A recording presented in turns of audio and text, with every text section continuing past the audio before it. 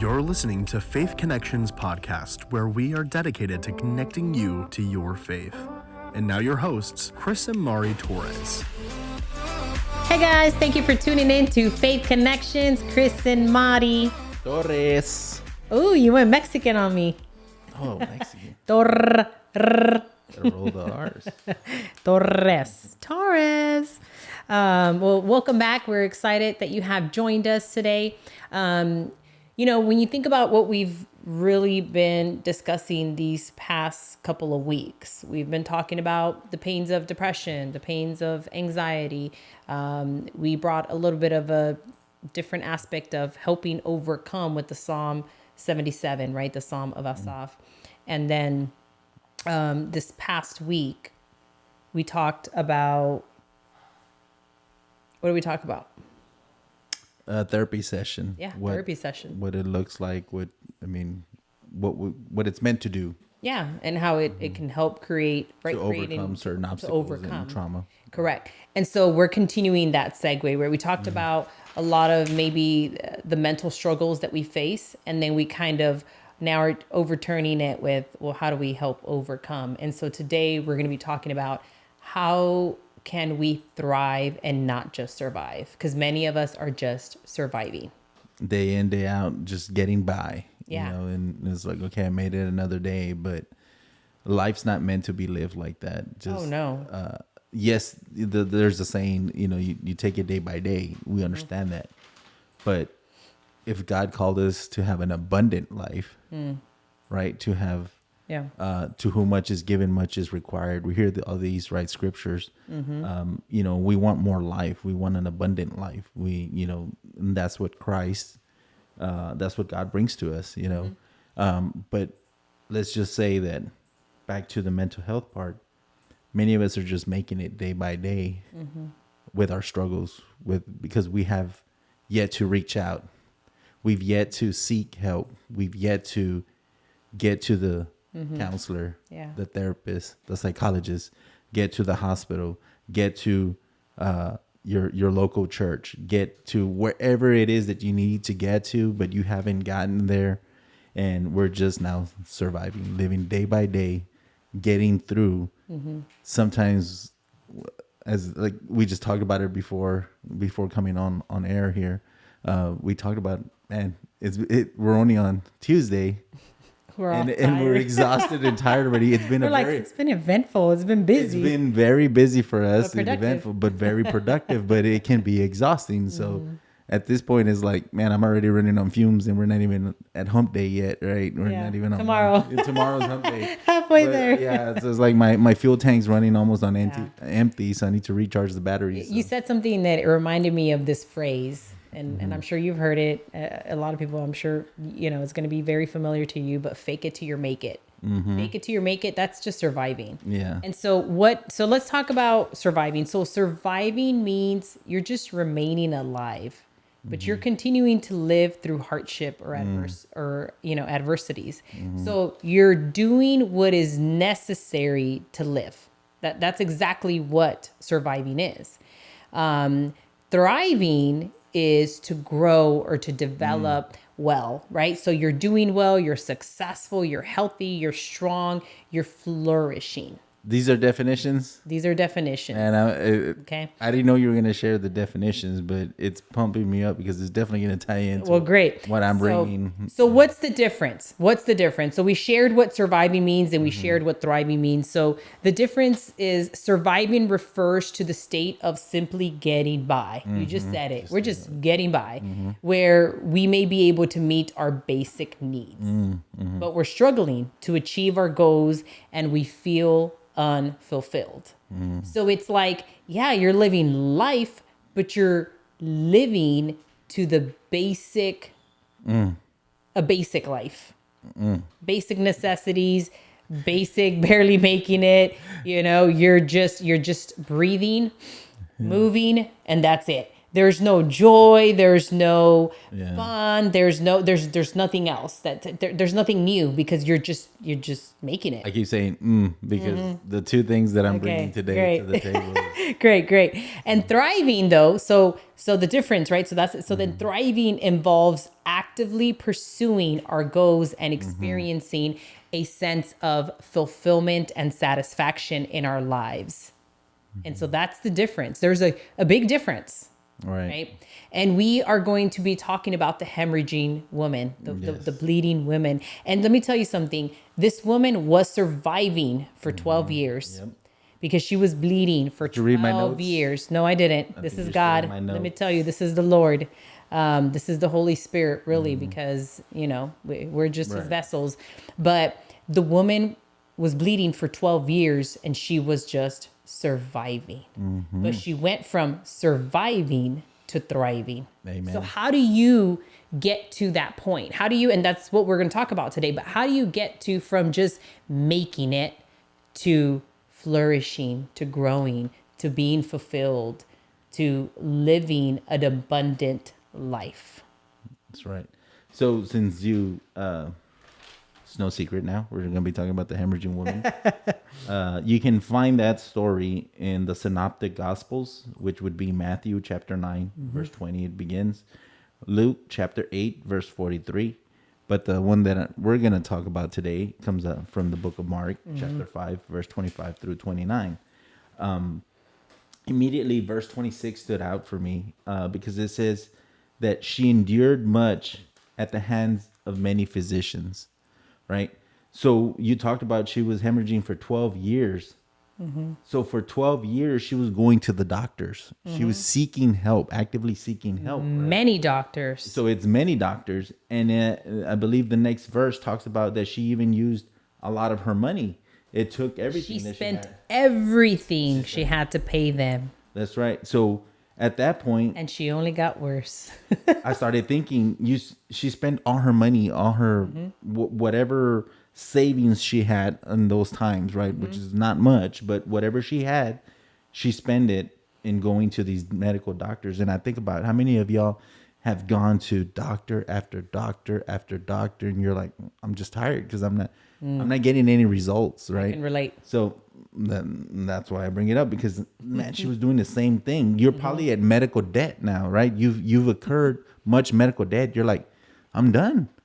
I've tried every single pill. I've gone to every doctor, and I'm done because my medical debt is out of the roof, and I'm still not getting any better. If anything, it says she got worse. And many of us can relate in that sense that, man, I go see a therapist, I go see a psychologist, and I'm on psychotropic meds, and I'm not getting better. Yeah. Okay, well, she was going through this exact same thing, except it was back in Jesus's time. So you think about insurance. Our insurance probably at this point says, you know what, we're not even gonna.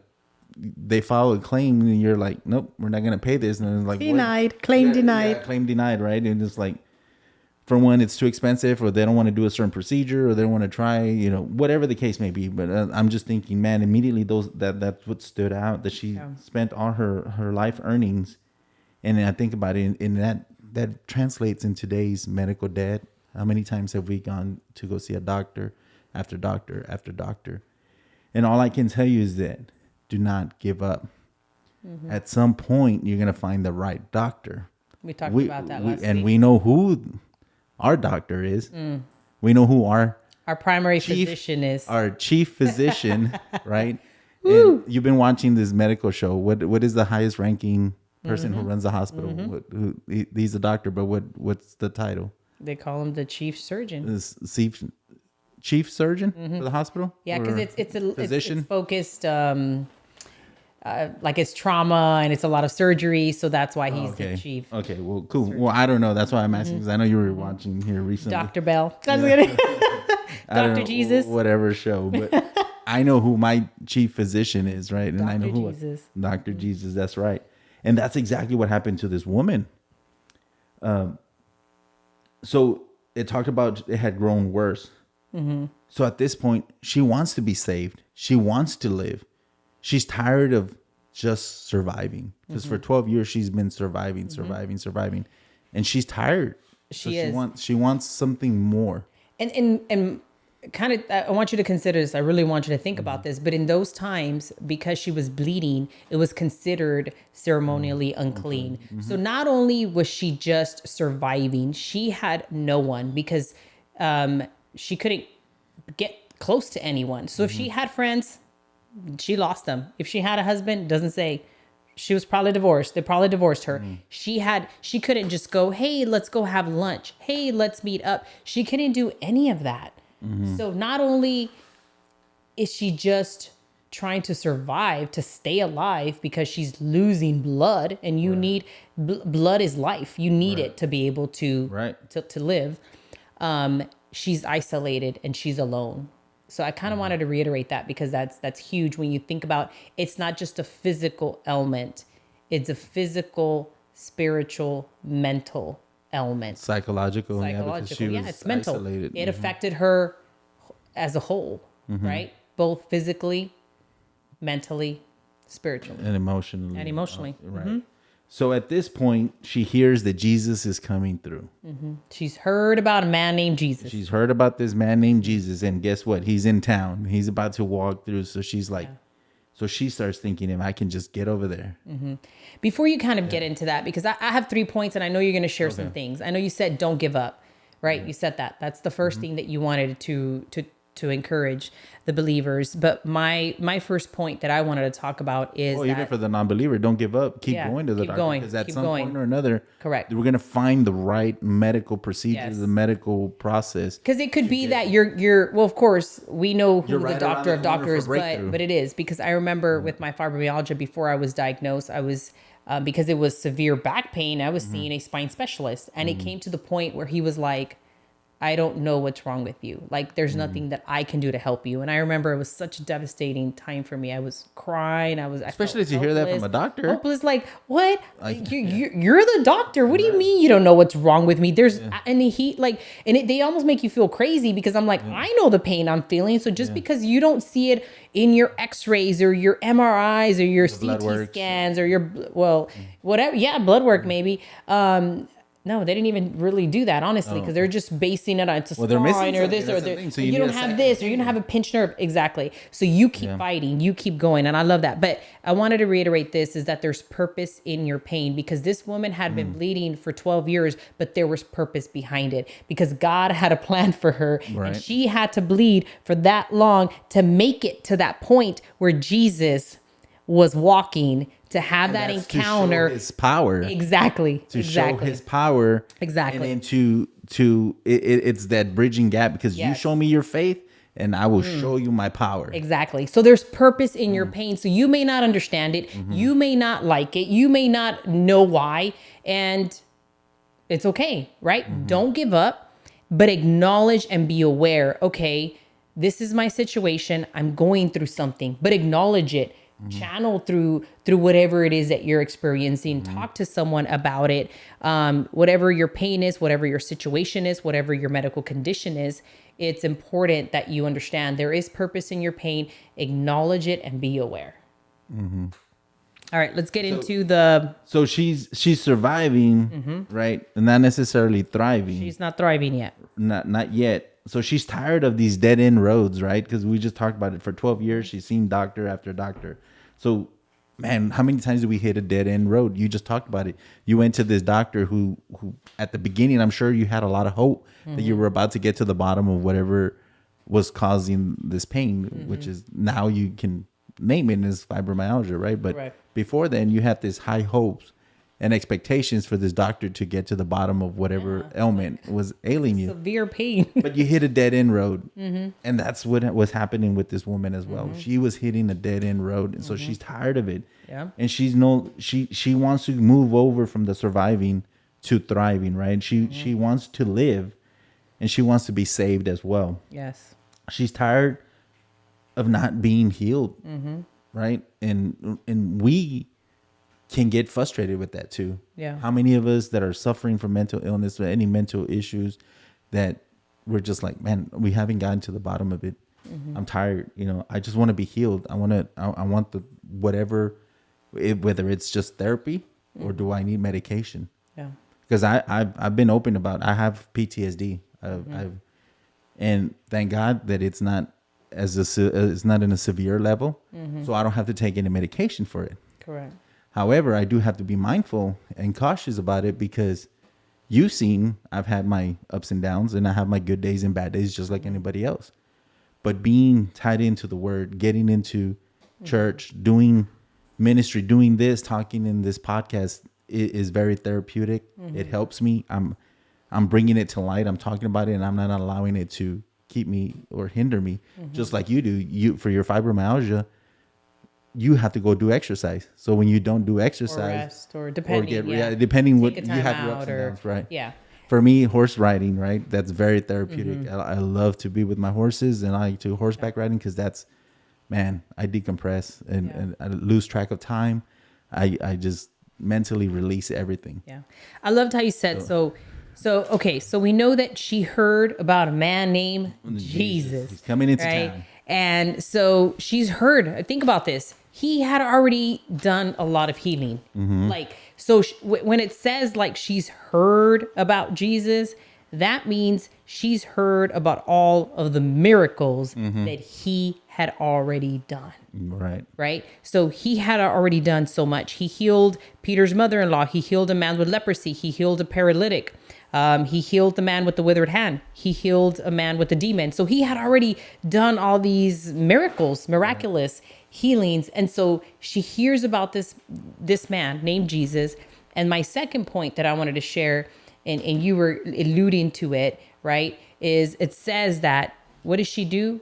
She said, okay, man, he's coming. And even though that she's been isolated, she shouldn't be around people, she didn't give up and she took action. Well, it says here in verse 27, she came up in the crowd behind him. Yes. So there she's taking action. That's an Yes. action. She's taking it upon herself to come into that crowd. She's now moving. She's, you're not no longer just hearing about this person, or you're not just thinking, and you're just not sitting there and hoping. Now you're putting action behind that hope, which translates to our faith. Yeah. We're bringing our faith to life by Yeah. putting action behind it. Well, here's the thing. Second point, faith requires risk. She was a radical risk taker. She took a risk because for her to come up behind the crowd or in the crowd just to try to touch Jesus, I right? mean, let's be real, because she'd have been stoned to death, maybe. Yeah, I mean, in those times, in those times, she's I mean- considered unclean, and then to even want to touch Jesus himself, it would, it's something that's like, oh my God, right? That's what I'm saying. It could have been death sentence for It her. is, but see, we could, and we've talked about this, right? She didn't feel sorry for herself. She took action, and I think that's my second point, because in order for you to thrive and not survive, you have to understand that there's purpose in your pain. You want to acknowledge and be aware. But the second thing is faith requires risk, meaning you need to be a radical risk taker. And risk So- equals reward. It does. Risk equals reward. So whether it's you don't give up and you keep fighting for yourself and saying, I need you to check this, I need you to check that, because that's what I did. Hey, I need you to run this type of blood work. This is what I need you to do. Right. This, so I took control of my health and dictated this is what, and then guess what? We found out what was wrong. So it's kind of like, man, I had to be my own doctor, but that's what I feel she did. It's like, man, she heard about this man named Jesus. I've heard about him and I know what he can do. If I can just touch even the garment, right? The hem of his garment. I mean, that is faith right there. Right. What the interesting thing about it is that immediately it talks about she touched it. She touched him, right?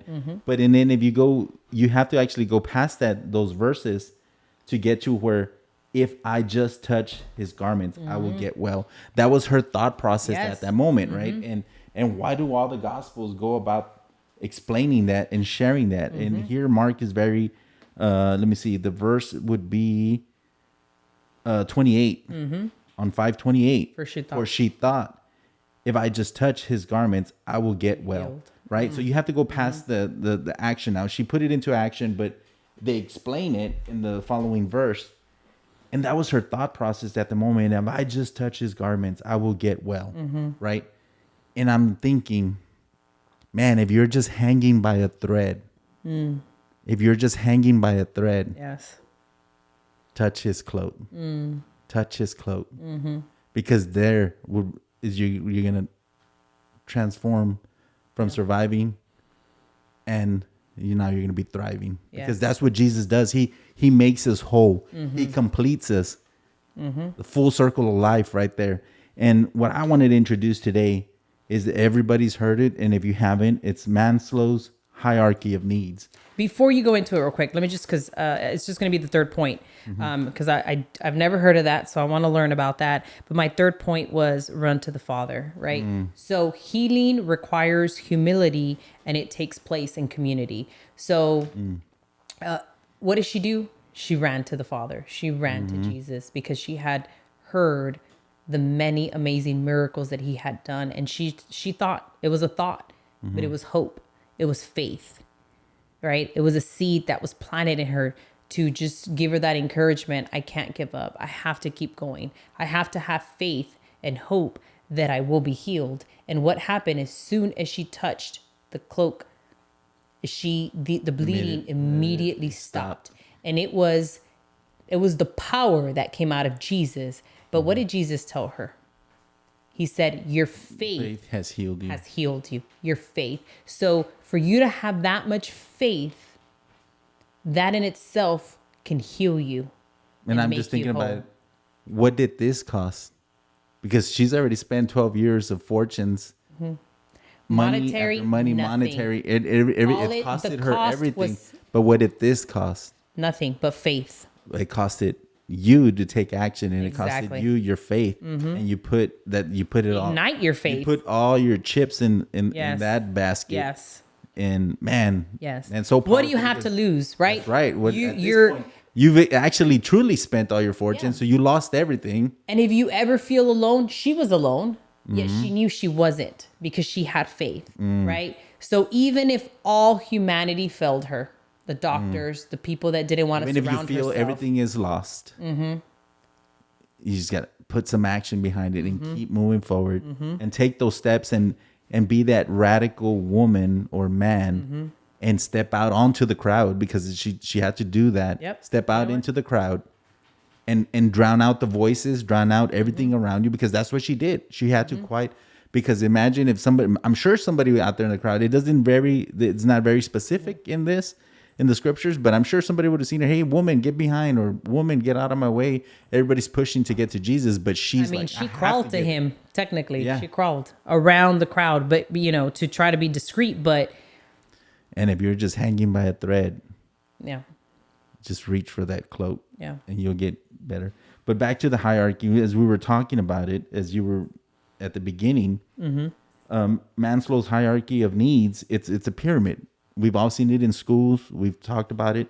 So there's a physiological need, which is the basic needs, which would be food, shelter, rest and warmth and all that, right? So food, water, and shelter are the basic needs that we all human beings need. I mean, any animal needs those basic needs, right? Yeah. So even our dogs need food, water, and shelter. We all need it. We're part of the animal kingdom. That's the very basic. Many of us, unfortunately, go through life just getting by with those things. That's it. Are we struggling even with our finances to just put meat on the table, right? Shelter, we got to pay our mortgage, and we get stuck there. Unfortunately, the pyramid goes up and it gets smaller and harder to get up there. But why does it get hard for us? It shouldn't be hard to get to the top. We make it hard for ourselves, but Christ makes it possible. So the next thing would be safety needs. We need security. We need safety. That's why you feel comfortable being around me. For sure, you're always going to feel safe, right? At the beginning of our marriage, it's like, man, you're always looking around. What are you looking at and why? And then you quickly realize, man, I am safe around Chris because he picks up on things that I don't see. I read the room, right? Yeah. So the safety. Do you not feel safe around me? Yes. Isn't that what I'm supposed to do as a head of household, as a husband, as a father, provide safety and security for my family. Yeah. And isn't that what we all need? Yes. I like to feel safe too. So every once in a while, do I get after you, get on you? Hey, you're supposed to be my eyes behind my back or look out and help me out. And you're like, no, I don't. I'm not. I'm like the worst person to be. I'm like in La La Land most of the time. But I try to teach you and the But kids you have taught me a lot. to just look out for small things, pick up on Correct. read people, right? So I've gotten better. we all need safety. I want to feel that I can trust you and be safe around you as well. Correct. I mean, even when we drive, if you're texting and driving, did I not get on you? Because I want to get there safe to wherever we're going. It's like my life is in your hands because I'm in the passenger seat, and you start laughing. You're like, whatever, okay. And then you come back and you tell me, you know what?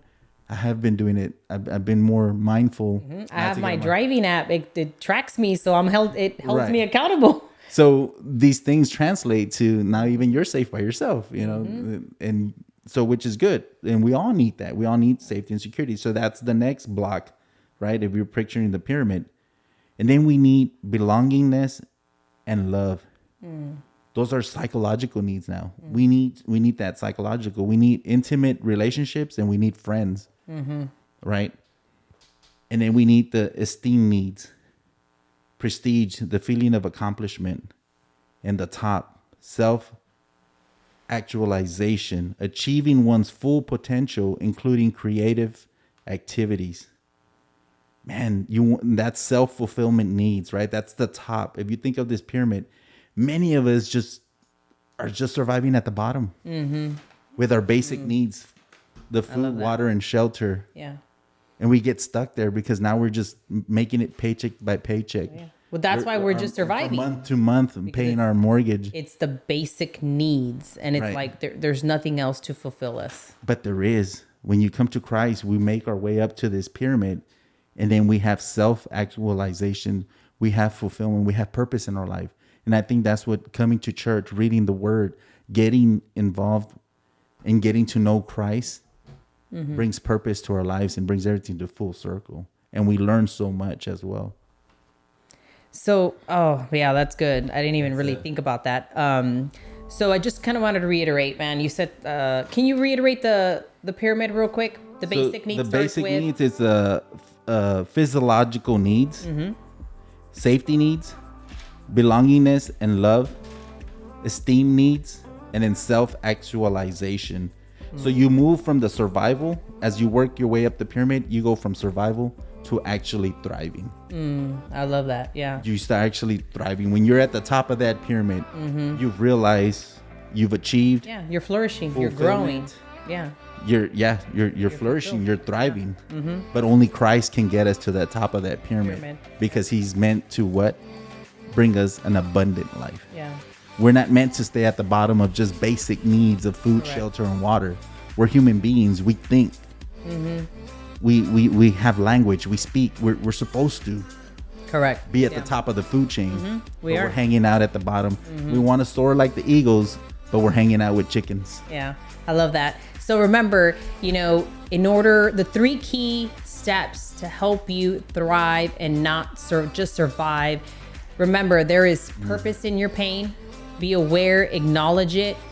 Faith requires risk, so you need to be a radical risk taker and take action. Don't give up. Calculated risk, I would Yeah, say. yeah. Risk equals rewards. Right. And the third thing is run to your Father. Run to your Father because healing takes place in community. And so we're here to help and support you. So if you need help, please make sure that you reach out. We have resources, that we can connect you with. We know so many different organizations, Reach out. doctors that can help provide support if you're in need of that. But, make sure that you share the stream you like, you continue to tune in. Thank you so much for tuning in to Faith Connections, where we connect you to your Faith.